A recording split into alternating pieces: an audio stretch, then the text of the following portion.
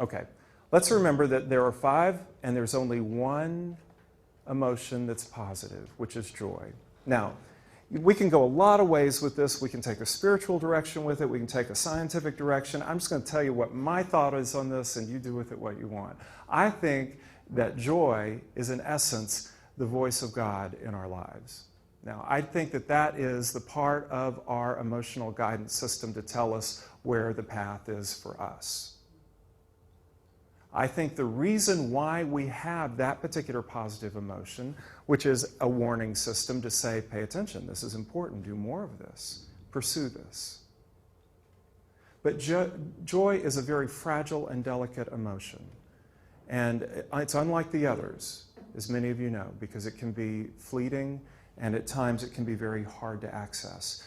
But part of the treatment for shame-based trauma is getting our patients to the place where they can recall those experiences that brought them joy in the past.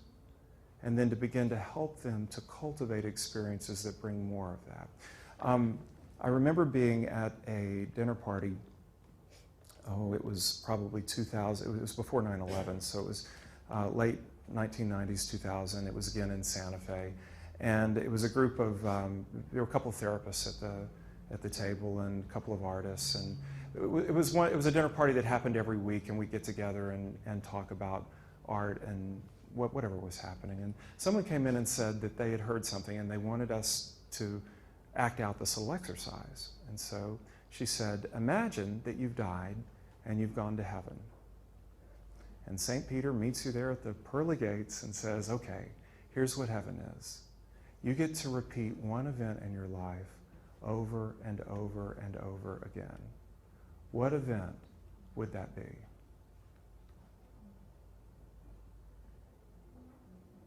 Now, I have to tell you, and I wrote about this at one point, it was hard for me.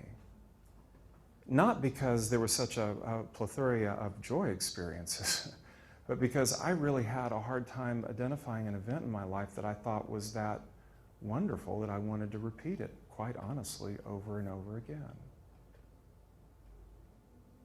For many of you listening to me right now, it's difficult on that level too. Some of you, it immediately comes to mind, and many, often with children, will say it was the birth of my child at a time that was it's a very salient experience of joy.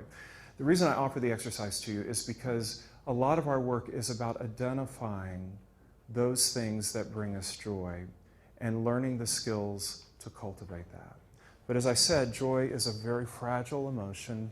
It is one that needs a lot of care. Now, the second step in treating shame-based trauma is learning skills to regulate negative emotions. This is an area, if you're not aware of it, that is really growing in a huge way in the field.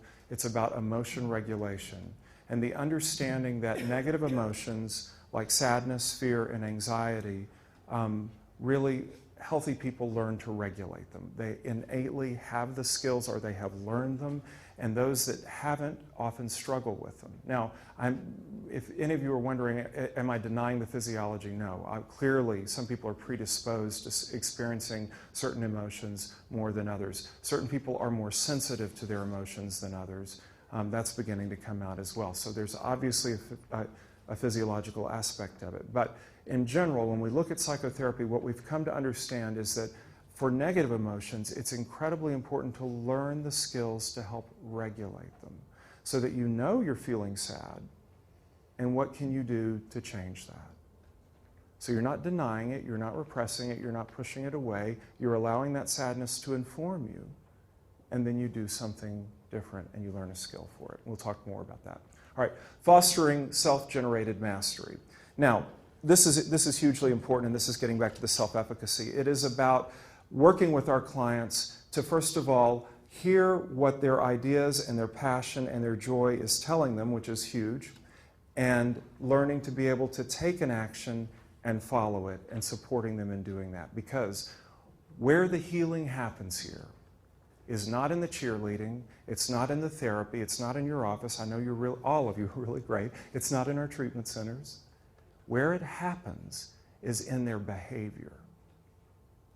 When they see themselves moving in the direction of fulfilling their own passion, their own ideas, that's where the healing comes. That's what brings the change for them. And that is the only thing that begins to foster that sense of self. No amount of affirmations and self-talk is going to replace that core that isn't there. What will replace it is observing over time that you have made the choice to take an action, to take a risk, and you've followed through with it, and you've observed yourself doing it. Recently, I had a client who had an issue in real estate with a real estate transaction that was not going well, and clearly he had a case. I mean, this was not a good situation for him, and someone had acted unethically. And he mentioned something about getting an attorney, and I supported that. And one of the things that we talked about was the importance of not going at it so much in anger. It's not about getting back. It's not even about accountability. It's about standing up for yourself, and it's about seeing that sense of mastery, that what you think and feel matters. Now, we can say that all day long, but until we see our behavior carrying it out, it doesn't make a difference. Until you take the manuscript and send it off, until you go to the audition,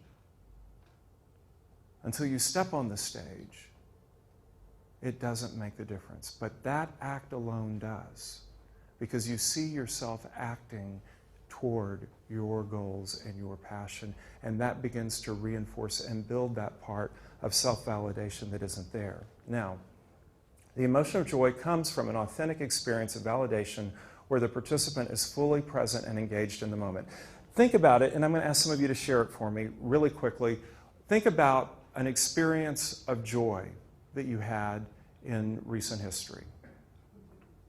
Think of a specific experience, not like a class of experiences, but a specific day and time when you experienced joy. When you write? Okay. Anyone else? Just raise your hand and let's do this really quickly. When was a recent experience for you? Yes? In early recovery, when I realized that I was beginning to be good enough. It was shocking. It was just joyful. Recent recovery, felt like he was good enough? Joy. Yes? Watching my daughter sing. Watching your daughter sing. Great. David? Being handed my daughter, adopted daughter in China a month ago. Being handed his adopted daughter. Yeah. Yes? Walking in the park and seeing the clouds. Walking in the park, seeing the clouds. Yeah. Yes? Seeing the first robin in spring. Seeing the first robin in spring. Sometimes when I teach. Sometimes when you teach. How often is it that we, as healthy as all of us are in this room, really skillfully populate our lives with these experiences? Do you intentionally structure your life around that, around having more of that sense of joy? Or did it just happen, as it does really for most of us, right? We just allow it to sort of happen, and it hits us, and it's wonderful. There's nothing wrong with that. But it's interesting to me that we very often don't really attend to it enough to say, what was it about that experience that was so incredibly wonderful? And is there any part of that I can set up in my life so I can experience it more often?